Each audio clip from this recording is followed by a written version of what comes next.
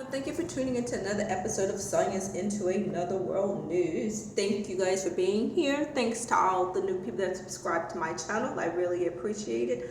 I'm inching my way up to 1,000 subscribers. Eventually, I'll get there. Hopefully, we'll get there. I don't know. We'll see.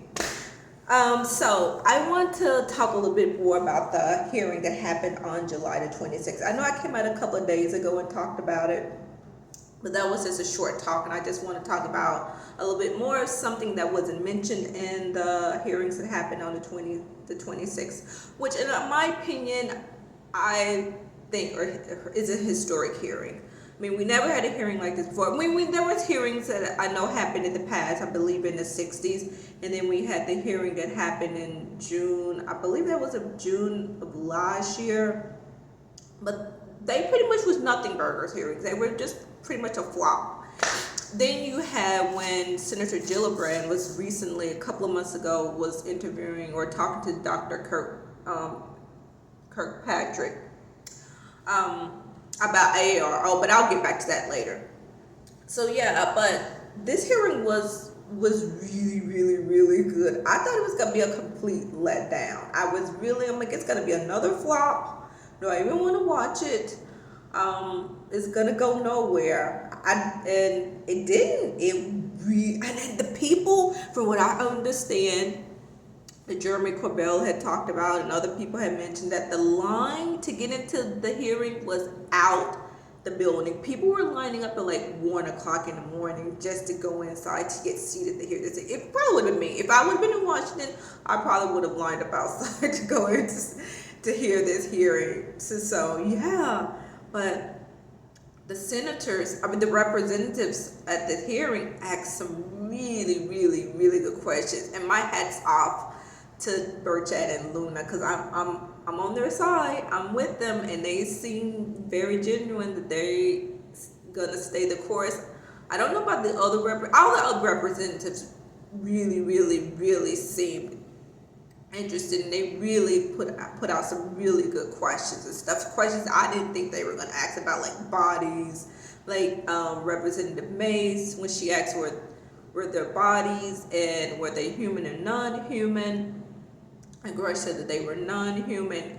And then Grusch, and what else really surprised me was Grusch had a list of the black sites and the projects name and the people who run the projects and stuff like that. That he had a list given to him from the people who actually worked on some of these special access programs, SAPs and CAPs as he called it. But hopefully I know he said he was going to give them that list like right after the hearing, so hopefully he did. And hopefully they got to SCIF, because I know they was denied access to a SCIF before the hearing.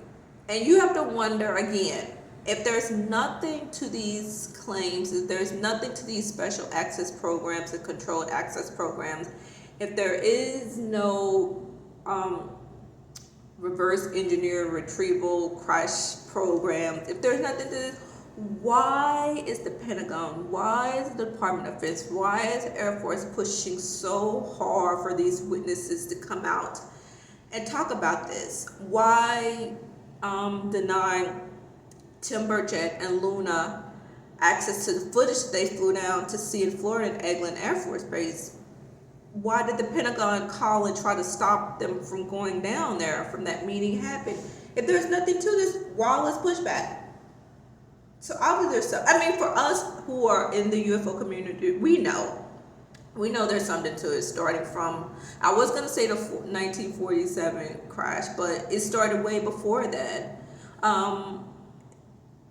I mean, I guess that's when most people started paying attention to really notice there was something, when the 1947 Roswell crash, when the Air Force came out and said they captured a flying saucer. Then they turned around a couple hours later and said that it was just a weather balloon. But it started before that.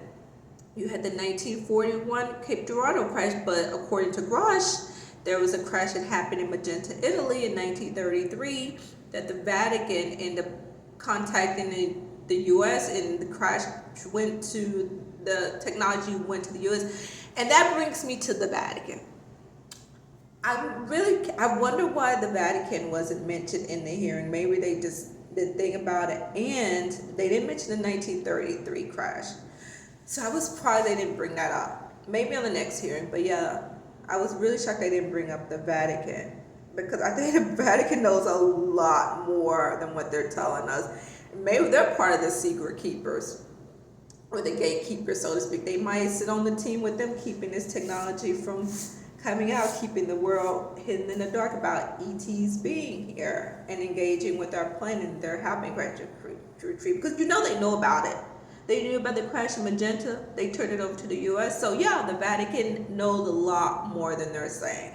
And I do wonder, has any researcher reached out to the Vatican? I was following, well, like around 3 o'clock this morning, Weaponized came on with Jeremy Corbell and George Knapp, and I sent a message to Jeremy on YouTube through his live chat. I asked him, has anybody reached out to the Vatican? He said they have people working on that. So I'm curious to see where that goes and what the Vatican response is, if they get a response back from them at all with all this news going on. So you never know.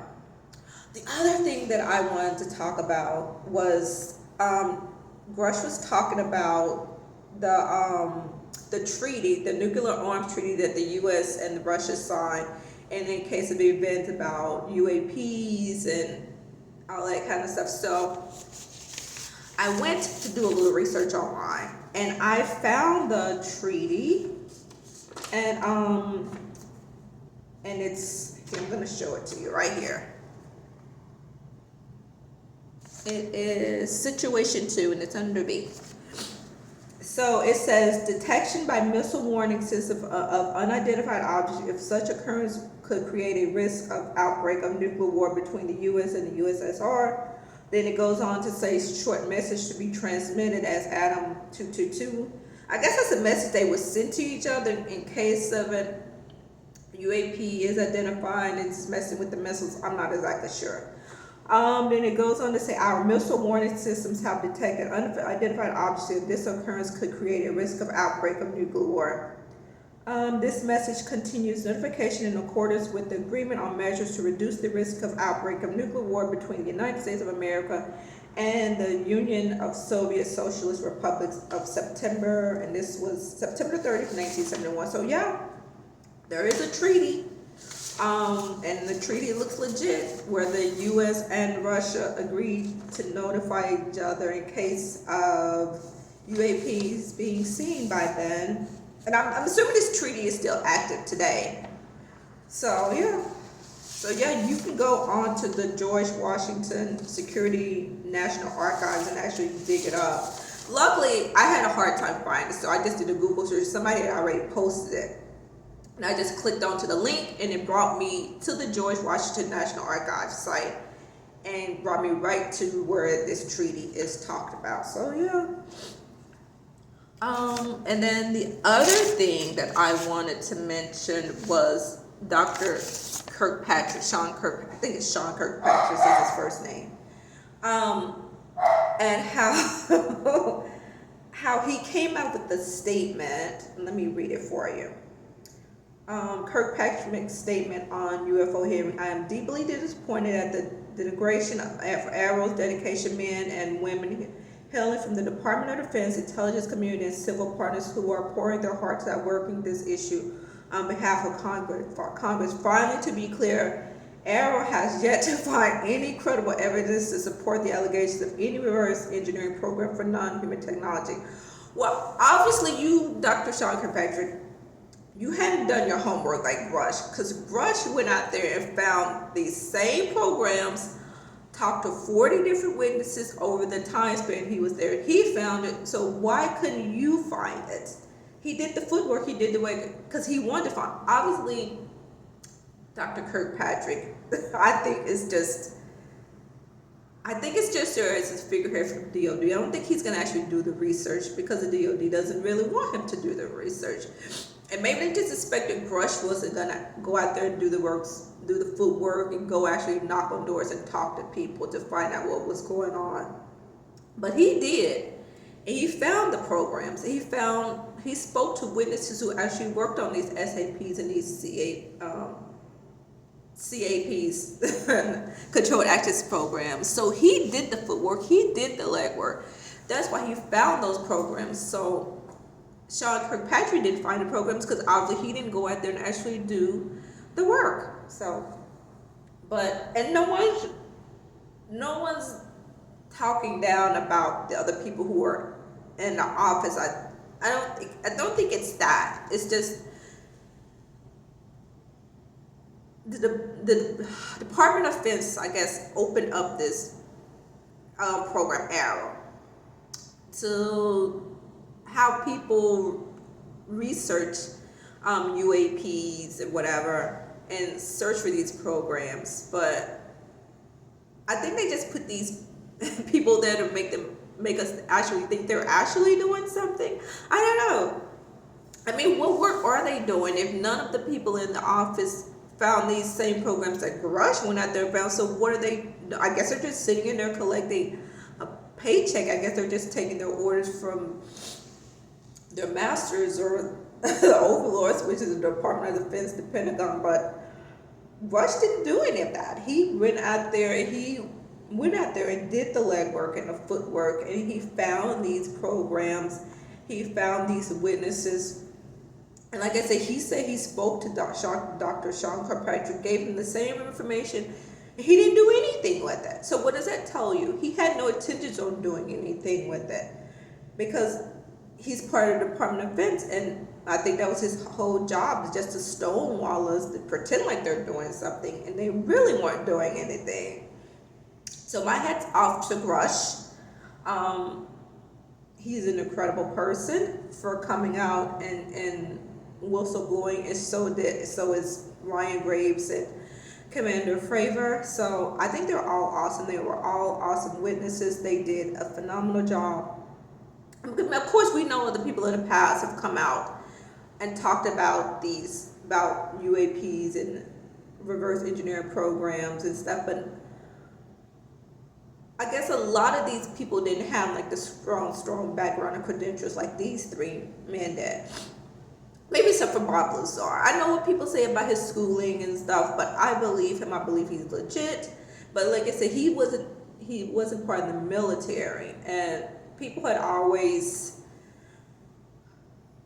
criticized him or didn't really believe him because of, they say, issues with his schooling and stuff. But we now know that the Department of Defense and the Pentagon can, like, from what went on with Grusch, how he said he's been brutally treated, and he called it I think he called it corporate terrorism, or I forgot what he said it was, but from what he witnessed, what happened to him and his wife, we see that they do go in and mess with people, work and background and stuff, the same stuff they were doing to Bob Lazar when he came out in the 80s. So of course they can mess with your background, your schooling, your job, your security, and all that kind of stuff. Bob Lazar is owed an apology, in my opinion. He has been vindicated. I mean, I always believed him, but for those skeptics and those naysayers and those people who hated against him, they owe him a freaking apology. So yeah, that's what I think. Let me see. What else did I want to talk about?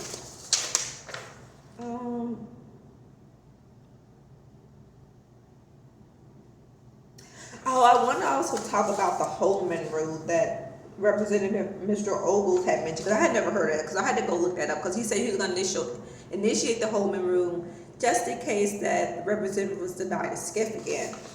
So it is a rule in the United States House of Representatives that allows amendments to appropriation legislation that would reduce the salary or fire a specific federal employee or cut a specific program. So I wonder if he's going to initiate that Holman rule, or if he has, or if they've been granted access to SCIF yet. So that was curious. That was very interesting. I had never heard of that. I guess with him being a representative for national security and finance stuff, he probably can't go in and most definitely cut a specific program, because that's what these special access program, these controlled access programs need done. They need to be cut. The funding needs to be cut, because as long as they continue being funded, they're not going to cooperate. They're not going to release anything, which I don't know if they're going to cooperate anyway with us. But if you cut their funding, that is significantly going to hurt them, significantly going to halt their study of these crash retrievals and these alien technology, these alien bodies and everything. So yeah, that is what needs to be done, in my opinion. But let's see. I guess right now the ball is in Congress court, in the Senate court or whatever, to run with it. As far as, I mean, Grusch just came out and gave his testimony. Fravor came out and talked about it. Ryan Graves came out and talked about it. I'm sorry if you guys hear my dog barking in the background. Let me see what's going on. Hold on one second. Nina! Come here. Why are you barking? I'm recording. Look, say hi to the camera. Who are you barking at outside? So yeah, here's Nina. Say hello. Okay, let me let her down. So, what was I just talking about? Oh, Congress, the ball being in their court, and for them to step it up and, like I say, Team Burchett and Team Luna all the way. I am going to support them as much as I can. I hope you guys support them as much as you can. And I really hope the public doesn't come out and try to tear down Grusch and Fravor and Gray, especially Grusch, because they need our support. I mean, if you come out and you rail against them and talk about their credibility and this, and why can't he tell us what he knows? Because I know in the hearing he can't say, he can't talk about certain things in public. He has to talk about his but that's because his security, the dude will go to jail if there's some things he talk about out in public.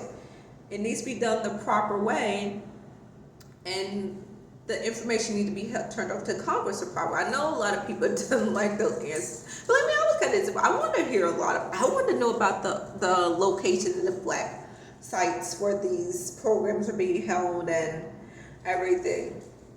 But yeah, a lot of this stuff needs to be done in private. I mean, he doesn't, some things do need to be held for national security. Of course it does. Everything doesn't need to be leaked out to the public. But we should be kept from us the idea of ETs being here, that they have bodies. Why keep that from us? And like I said, why keep the shapes of what these crafts look like? Because so much stuff has been declassified, the shapes of the objects. Because remember when that report came out relating to UAPs and how many objects it were and stuff, and they had so much stuff redacted, like shapes and sizes. What's the point of redacting that? That stuff doesn't need to be redacted, whether something looks like, whether it's a disc or if it's an oval, if it's an egg shape, or if it's a triangle. Why redact that? Some things makes no sense for us why it's been redacted and is put behind national security. But some things do need to be put behind national security, but not that. And I don't think alien bodies being here and they retrieved that should be put behind national security. I mean, what makes the gatekeepers, the secret keepers, the ones in charge of what we should know when it comes to alien life out there, non-human intelligent life out there engaging here and coming here and doing whatever they're doing in secret? Who are they to decide what's best for us that they should be allowed to know and then we can't know? What makes them better that they can know, we can't know? But I think a lot of it has to do maybe with the technology and profit and money. A lot of it, goes back to profit and money. But I think a lot of it also maybe a part of the reason that they don't come out and tell us, because it has to do with abductions and hybrids and human-looking ETs walking among us, which I believe that is the case, especially if you read Dr. David Jacobs' book, Walking Among Us. But there's been other cases of when abductees have said they've seen human-looking ETs on board some of these craft working alongside like greys and reptilians or whatever. So yeah, I definitely think if they have the ability to pull off looking human, why not walk among us? If I went to an alien planet and there was a planet that and they humans on there that look like us, and I had the ability to try to pull off and walk among them, I would most definitely try it.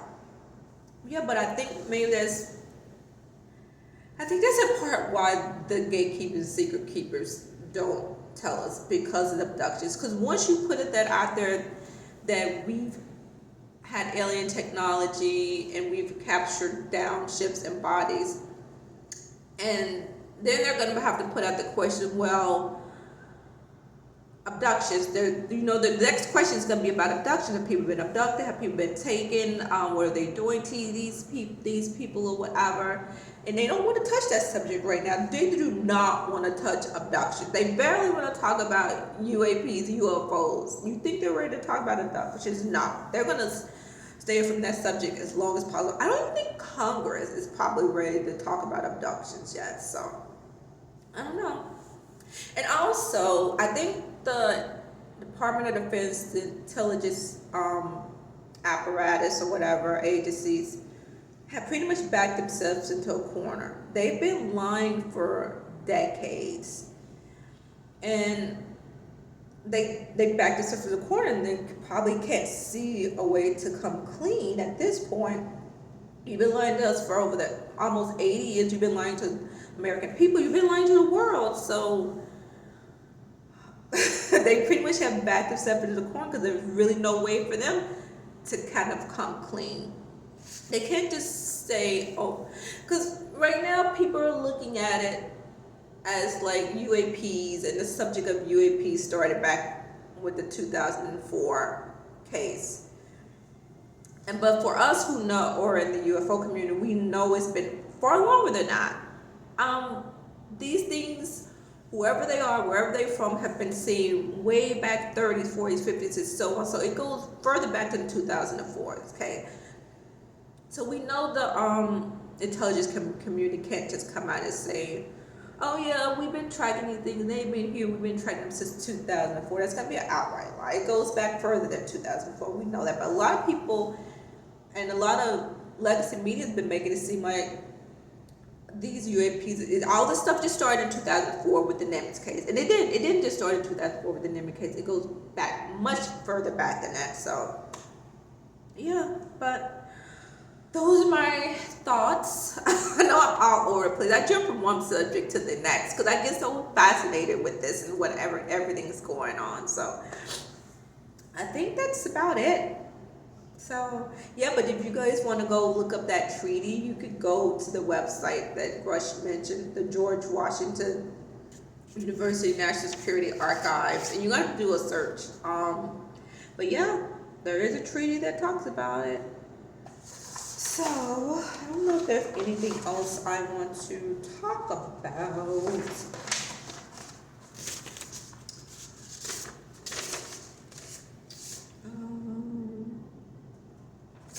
I think that's pretty much it right now. Oh yeah, I was listening to News Nation yesterday. And Brianna and Robbie were talking. And they were talking about, Robbie was talking about, let's get these people who are calling, threatening these people up and outing them. Because we know a lot of these, because there was supposed to be more witnesses, I think, to the hearings. I think there was supposed to be like 6 people altogether. And some of the witnesses backed out because they received calls from the intelligence department or DOD, Pentagon, whoever called them and threatened these people, so these people backed out. So Robert was like, let's out these people who are calling these people who are, and my thing is, I completely agree with them. Who are the ones calling from the Department of Defense, the Pentagon, and threatening these people? Let's get these people on another line. Let's record their conversations next time.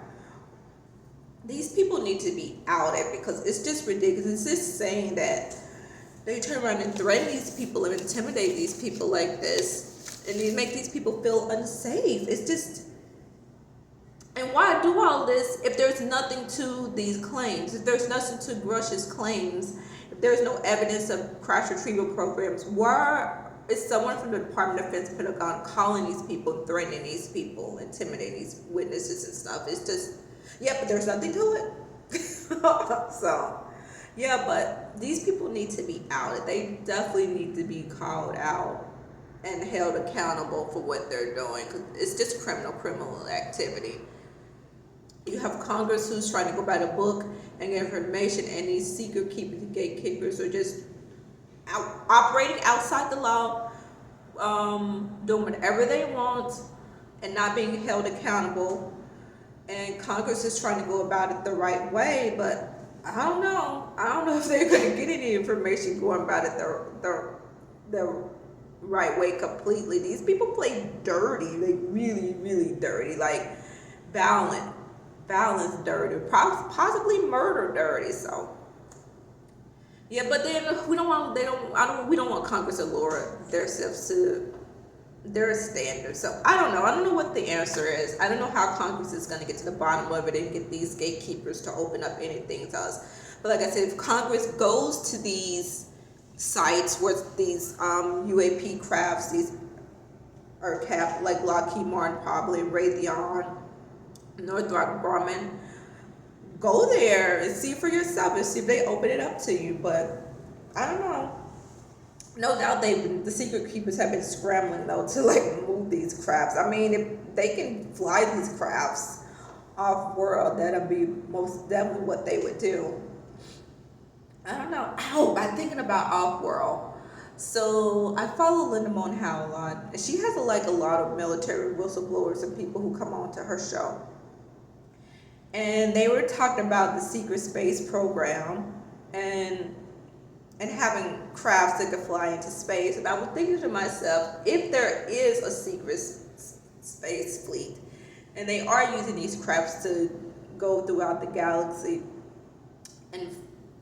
and discover other planets or whatever, can you imagine if one of these what do I want to say, groups, the black budget groups or whoever's flying these crafts, possibly off world, go piss off the wrong non-human intelligence, piss off the wrong ET out there, and then these ETs follow them back to Earth. How are they going to explain that? I guess they'll turn around and blame it on the ET that they're hostile and we weren't their aggressors or whatever. Because if they do have technology that they've been able to reverse engineer or just a full crime, they've been able to take it off world, they get out there and they piss off the wrong people. Well, I won't say people.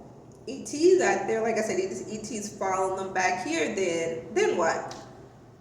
I wonder what their excuse is gonna be then. I was just thinking about that, so I don't know. But anyway, yeah. So I guess I'm gonna end it there. I might be back later tonight. If not tonight, I'll be back this week to talk about something. I'm just curious to see where everything's going. I'm gonna go catch up on some news. So yeah, but I want to recommend you guys check out Roderick Martin website over his podcast over at Why the Big Secret on YouTube. Follow Richard Dolan. He has his Richard Dolan member website. He also has a channel. And then check out Linda Moon Howe and check out Ross Coulthard and Bryce Zabel channel too on YouTube. They have a really, really good channel. So yeah, that is all I got. See you guys next time. I'm out.